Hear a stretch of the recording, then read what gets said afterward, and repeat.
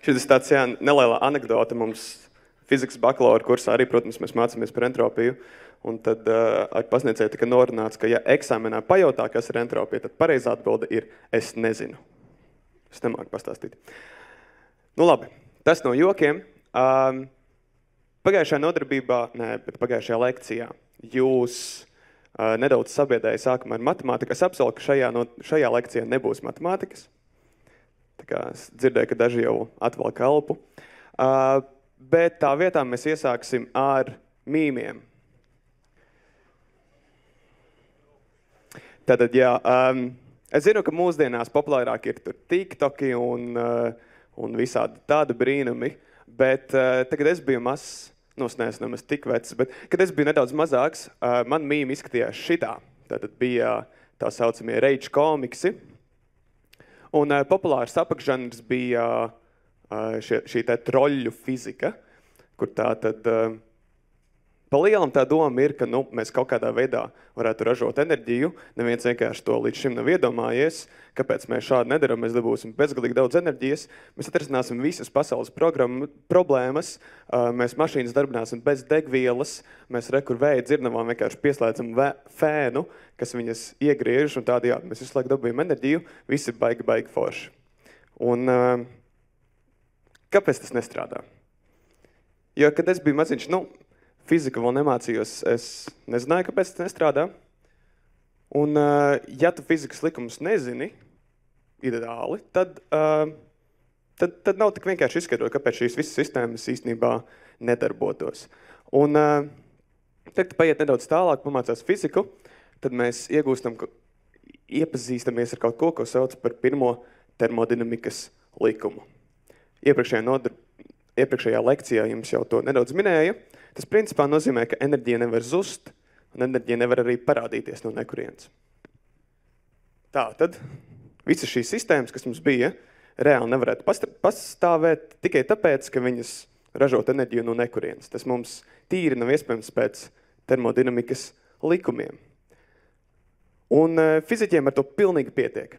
Viņiem iedod kaut kādu mūžīgo dzinēju, un viņi uzreiz pasaka, nē, tas nestrādās. Pirmais termodinamikas likums. Čau, tā, paldies. Bet šis ir reāls piemērs no manas dzīves. Man tētis atsūta kaut kādu video. Tas ir reāls mūžīgais dzinējs. Pēc tā emoji var pateikt, ka tas ir mans tētis. Lūk, un es fiziku mācēdams, viņam vienkārši atbildu, pat nenoskatoties video, es tev 100% noteikti var apgalvot, ka nē, tas nav mūžīgais dzinējs. Un man ar to pietiek. Es kā fizikas likumus pārzinādams, man to pietiek, es eju tālāk ar savu dzīvi, bet cilvēkiem, kas ir nedaudz zinātkārāki, cilvēki, kas varbūt fizikas likumus tik labi vēl nepārzina, vienmēr rodas jautājums, kāpēc? Kāpēc nestrādā? Kāpēc mēs tā nevarētu darīt? Lūk, un te, lai mēs paskaidrotu šīs te sistēmas nevis vienkārši pirmo termodinamikas likumu, mums ir nepieciešams iet nedaudz dziļāk, mums nepieciešams zināt daudz citus fizikas likumus, lai tad mēs varētu katrai sistēmai rūpīgi iziet cauri un paskaidrot, kāpēc tad viņa īstenībā nevar strādāt. Lūk, un tāpēc mēs šajā lekcijā to arī darīsim, iziesim cauri dažādiem mūžīgiem dzinējiem un centīsimies viņus apgāst. Sāksim ar vienkāršu piemēru. Tas, ko jūs redzējāt pašā sākumā. Tātad. Būtu baigi forši, protams, vai ne? Mēs pieliekam magnētu mašīnai priekšā, mēs pieliekam otru magnētu. Magnēti, kā zināms, viens otru pievelk, svarīgi kā. Viņi viens otru pievelk un reku mūsu mašīnīte forši visu laiku brauks priekšu. Mums vairs nevajag nekādus dzinējus, kas tur oļskābo gāzi ražo un bojā mums atmosfēru. Mums nevajag nekādus elektroauto domāt. Mēs vienkārši pieliekam priekšā magnētu, vai ne? Man pat ir demonstrācija šim. Rekur tātad ir mašīnīte, mēs saliekam magnētus iekšā. Protams, ar pretējiem poliem, jo pretējie poli pievelks. Noliekam uz galda un viņi forši aizbrauc. Baigi labi, vai ne? Kur ir problēma?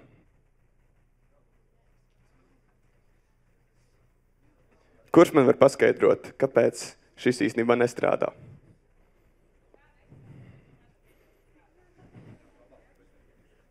Video var arī melot. Ir varianti. Vēlreiz?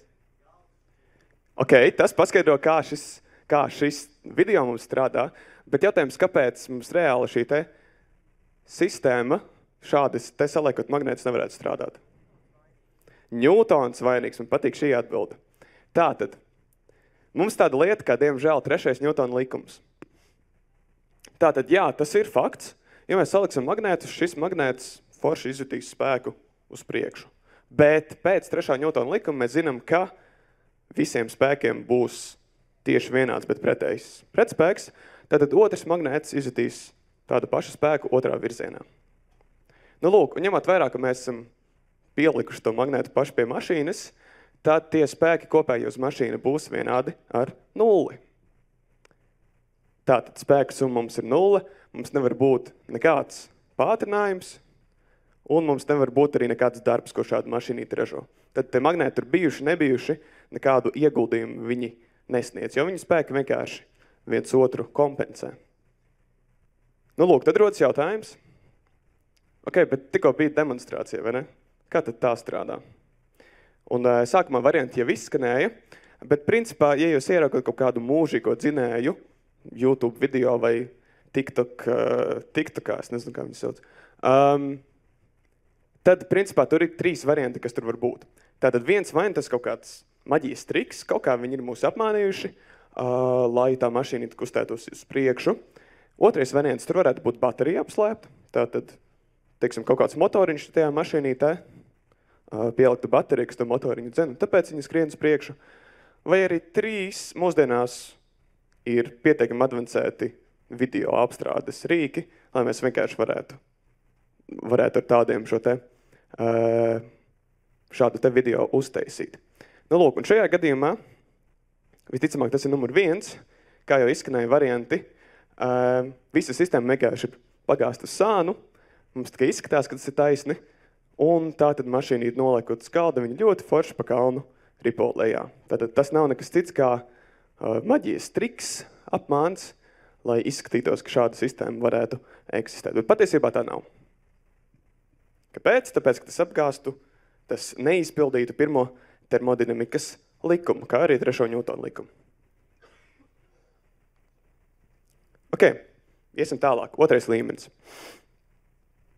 Šādas te sistēmas ir diezgan daudzas domātas, arī vēsturiski. Tātad visa ideja tāda, ka mums kaut kāds ritens, kurš griežas, un ritenim ir pielikta vai kaut kādi atsvari uz sviras, vai arī, teiksim, viņš ir pildīts ar kaut kādu šķidrumu, vai arī tur lodītas skrien apkārt. Un doma ir tāda, ka tā, ka mums tas ritens griežas, šajā te pusē tās lodītas ir tālāk, tāpēc viņas rada lielāku spēka momentu, kas tā kā to riteni tad visu laiku griezt uz priekšu. Baigi forši. Tāpat ir atkal demonstrējums. Tātad tas bumbiņa variants. Mēs iegriežam šo riteni, viņš sāk griezties, un tad tās lodītes, kas ir tālāk, viņas pavelk pastumj uz leju šo riteni, un viņš visu laiku šādi griežas uz apli. Kur problēma?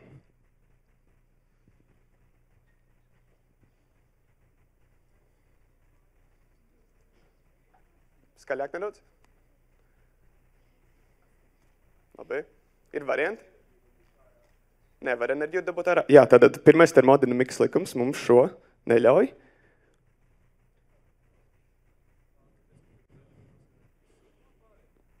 Tā ir vēl viena lieta, jā, tātad mums būs noteikti kaut kāda zuduma šai sistēmai, bet te patiesībā ir daudz vienkāršāks skaidrojums, kas nemaz tam ritenim neļautu griezties bezgalīgi.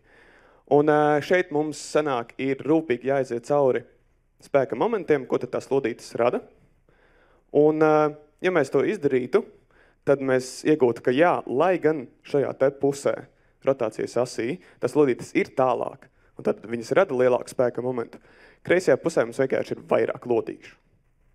Un rezultātā mēs iegūtu, ka šie spēka momenti izlīdzinās līdzīgi kā pirmajā piemērā, un tātad kopējais spēka moments uz šo riteni ir 0.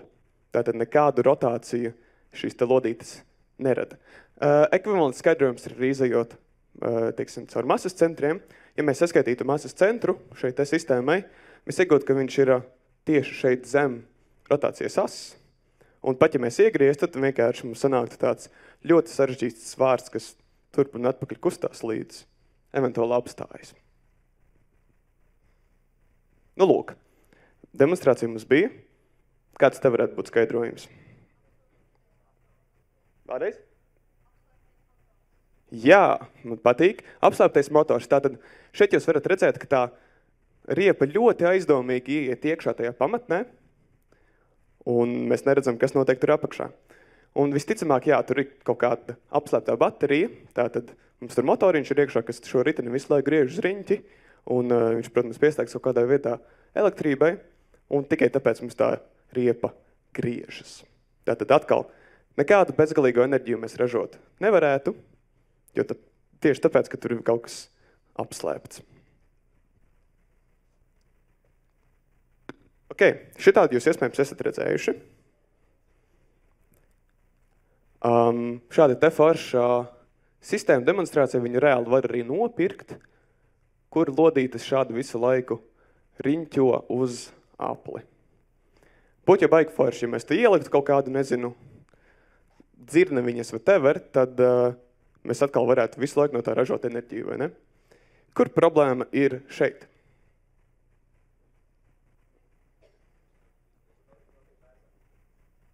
Jā, tur ir berze, bet berze nav tas, kas neļaus šīm te lodītēm visu laiku riņķot uz riņķi.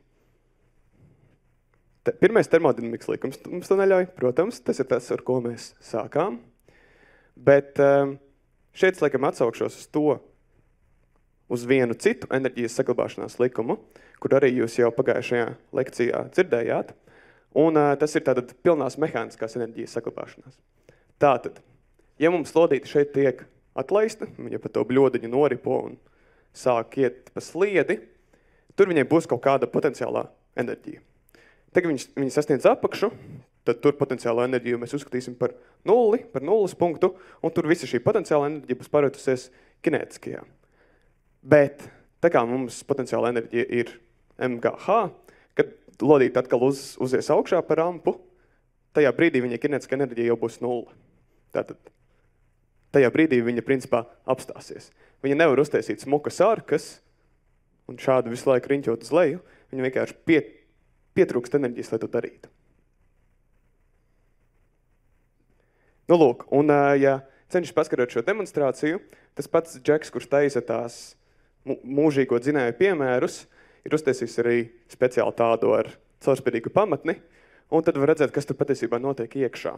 Tātad, kā mēs redzam, tur ir apslēpta baterija, un šis te brīnums ir elektromagnēts, tātad magnēts, kuru mēs varam ar elektrību ieslēgt un izslēgt. Un tā ideja ir vienkārši ir strateģiskos brīžos šo elektromagnētu vainu tātad ieslēgt un izslēgt, lai mēs neatņemtu šai lodītei enerģiju. Tātad, kamēr viņa ripo lejā, tikmēr tas magnēts ir ieslēgts, viņš viņu pievelk, bet ko līdz viņi ir sasniegusi to magnētu, tas magnēts tiek izslēgts, lai to lodīti vairs nebremzētu. Un tāpēc viņa mums forši var aplekt apkārt. Ok, līmenis 4. Es ticu, ka šādi jūs esat vainu redzējuši, vainu mēģinājuši paši. Es zinu, ka esmu mēģinājis kaut ko šitādu izdarīt, un nekad neesmu sapratis, kāpēc tas nestrādā. Tātad.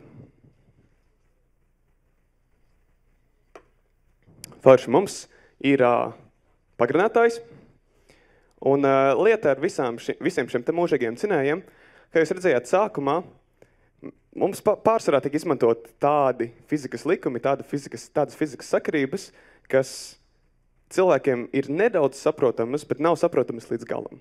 Tātad visi kā zina, ka magnēti tur viens otru pievelk, bet kāpēc tas tā ir? Neviens, lielākā daļa cilvēku līdz galam nezina.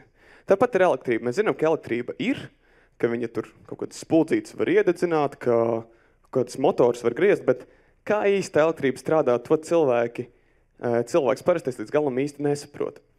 Nu, lūk, un visbīstamākais ir tad, kad tu nedaudz saproti, bet nepietiekami, kā piemēram, Tātad mums ir kaut kāda spola satīta, vai ne?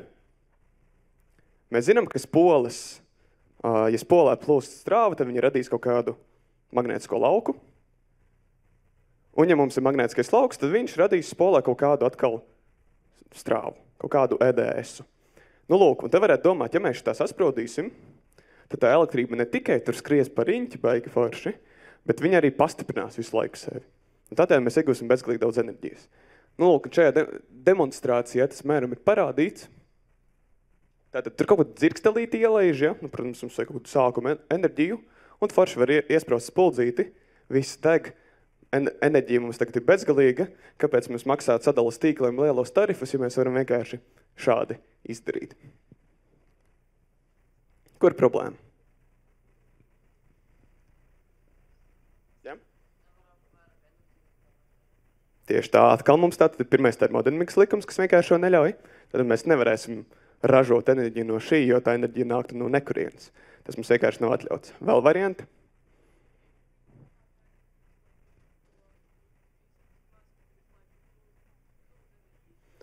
Yes, vēl viens arguments, tātad mums tur būs kaut kādi zudumi. Principā, šajā sistēmā ir tik daudz problēmu, ka man ir grūti pat pateikt, ar kurien sākt. Tātad, ja mēs schematiski uzzīmētu, mums ir kaut kāda spolīte, kas vienkārši savienota pati ar sevi. Un mēs tur kaut kādu dzirkstelīti baigi forši ielaižam.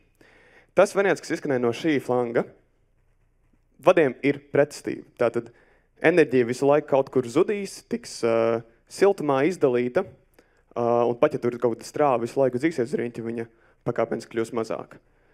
Problēma numur 2. Tas likums, kas mums apraksta spolē, kā inducējas EDS, tur mīnus zīme. Tātad, pat ja tur kaut kāda elektrība plūstu, ir tā, ka viņa tieši sevi pavājinātu. Tad nav tā, ka viņa bezgalīgi pastiprinātos, bet viņa tieši kļūtu vājāk. Tā spola mums tieši pretējo efektu rada. Un trešā lielā problēma, kas, manuprāt, ir vislielākā, lai mums plūst strāva, mums ir nepieciešama potenciāla starpība. Tātad strāva pati par sevi nekur neplūst.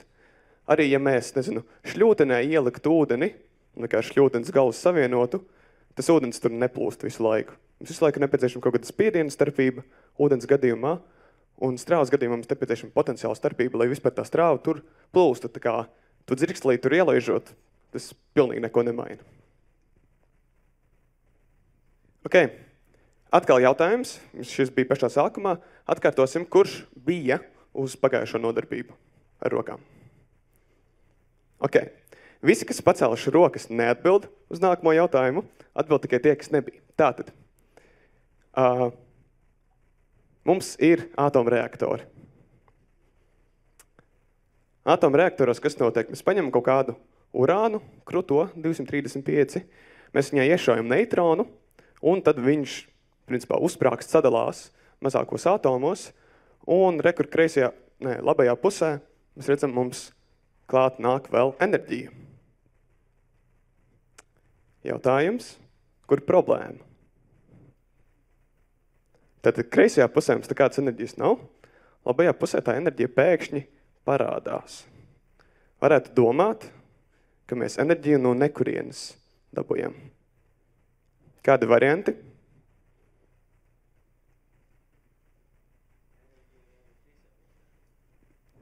Tā varētu domāt, un savā ziņā tas tā arī ir. Abās pusēs mums ir enerģija, bet tā enerģija nedaudz citādā formā nekā varētu šķist. Tātad tie, kas atcerās pagājušā nodarbību, atcerās, ka īstenībā problēma nav. Mums ir šis te brīnišķīgais vienādojums, kas mums principā pasaka, ka masa un enerģija ir savā veidā ekvivalentas.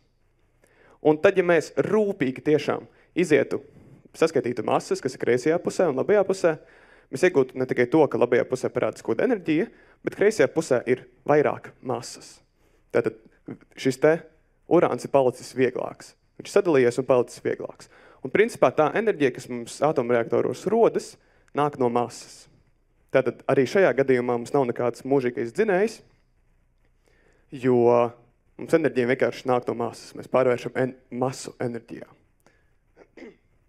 Un tieši tāpat īstenībā darbojas arī, piemēram, dabasgāzes ģeneratori vai jebkurš, kurš dedzina degvielu, ja mēs tur arī rūpīgi izietu caur masām, mēs redzētu, ka mums enerģija nerūdas no nekā, bet mums tā degviela ir palikusi nedaudz vieglāka, kad mēs viņu sadedzinājām. Un, attiecīgi, nedz atomreaktori, nedz arī kaut kādi ķīmisko vielu dedzināšanas reaktori nav nekādi mūžīgi dzinēji.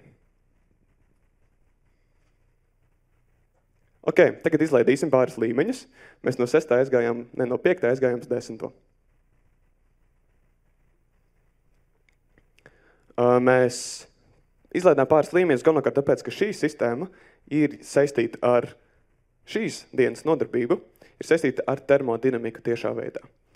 Tātad šādus te putniņus, dzerošos putnus arī ir iespējams nopirkt. Un, ja jūs noliekt viņiem priekšā ūdens glāzi, tad viņi šādi arī turpinās visu laiku kustēties.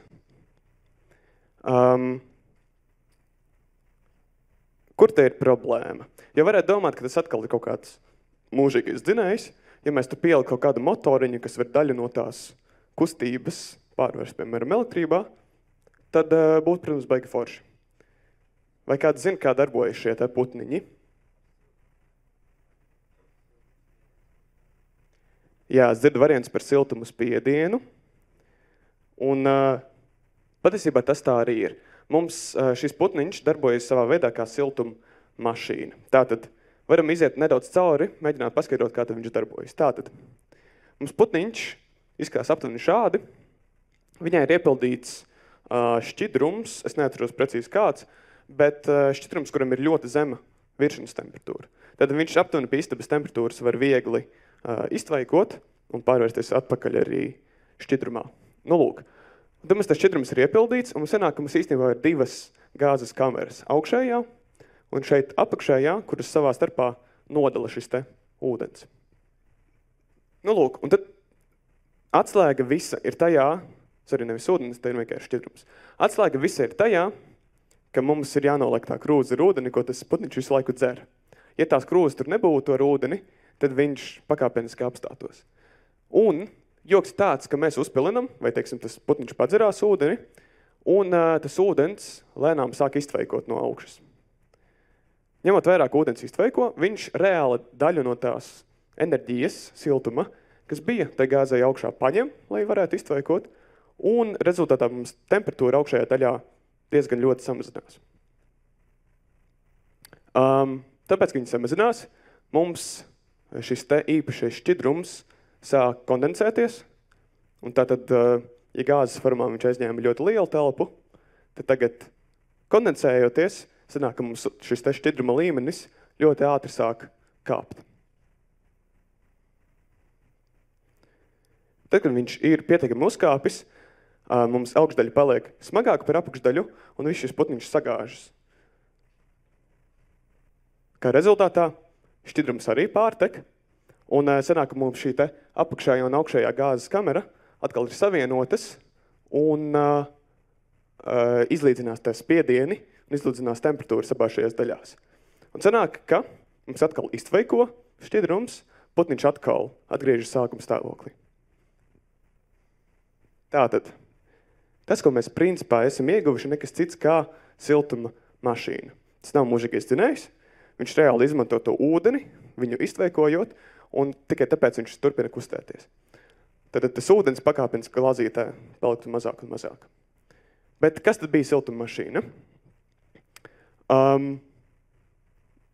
Siltuma mašīna ir tāda ierīce, kurai ir nepieciešams 2 lietas.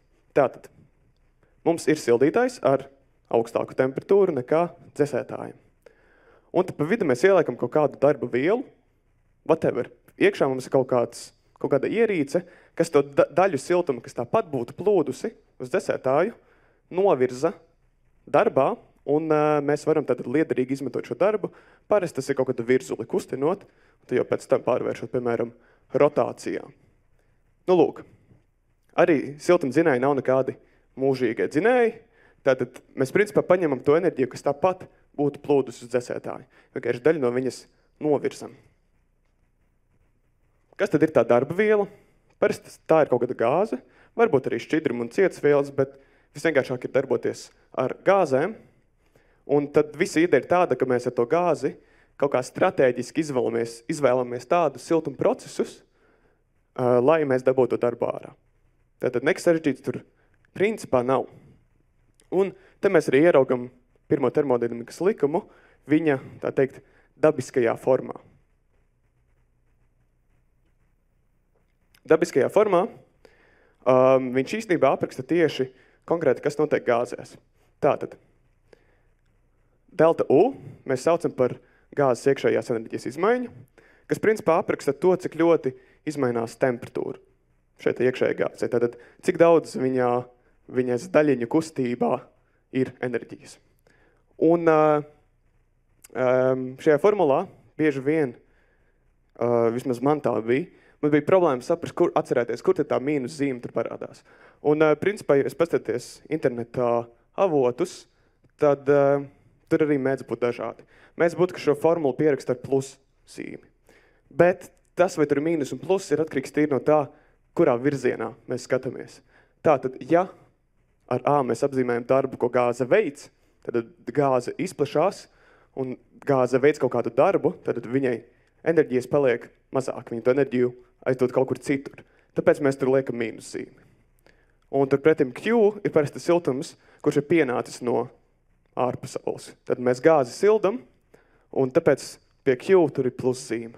Un šito visvienkāršāk ir atcerēties, nevis vienkārši iekaļot šo formulu, bet atceroties, ka enerģija nezūd.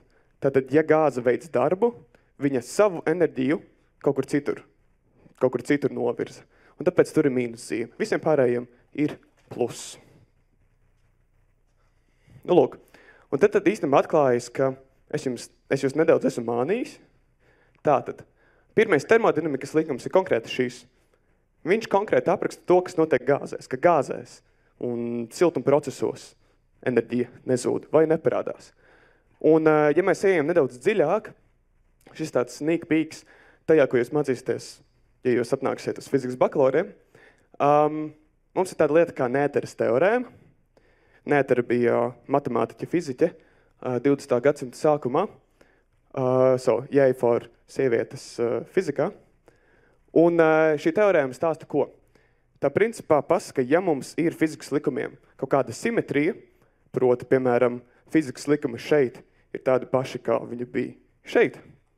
Tas nozīmē, ka no tā izriet kaut kāds saglabāšanās likums. Piemēram, šim te translācijas simetrijai, no tā seko, ka mums impulss saglabājas. Un no laika simetrijas, no tā, ka, teiksim, fizikas likumi tagad ir tieši tādi paši, kā viņi bija vakar vai būs rīt, no tā izriet tas, ka mums enerģija saglabājas. Nu, lūk, un enerģijas saglabāšanās tad dažādos kontekstos sauc dažādi. Tātad, ja mums ir termodinamiski procesi, to mēs saucam par pirmo termodinamikas likumu. Ja mums ir mehāniski procesi, tad enerģijas saglabāšanās mums iet runa par pilno mehānisko enerģiju. Un, protams, citos kontekstos tas var būt arī kaut kas cits.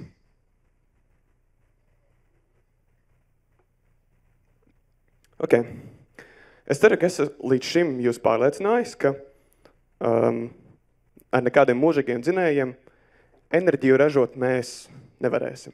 Nekādu enerģiju mēs nevarēsim dabūt no nekurienes, vienmēr jābūt kaut kādam vai nu apslēptam enerģijas avotam, vai arī šis te mūžīgais dzinējs darbojas vienkārši tā, ka masas kļūst mazāk, ja, nu, teiksim, atomreaktori vai ķīmisko vielu dedzināšana. Bet kā ar tādām sistēmām, kas ir konservatīvas, tātad nav disipatīvas, jeb viņās nav, mēs, teiksim, atbrīvojamies no visas berzas, mēs atbrīvojamies no visas gaisa pretstības.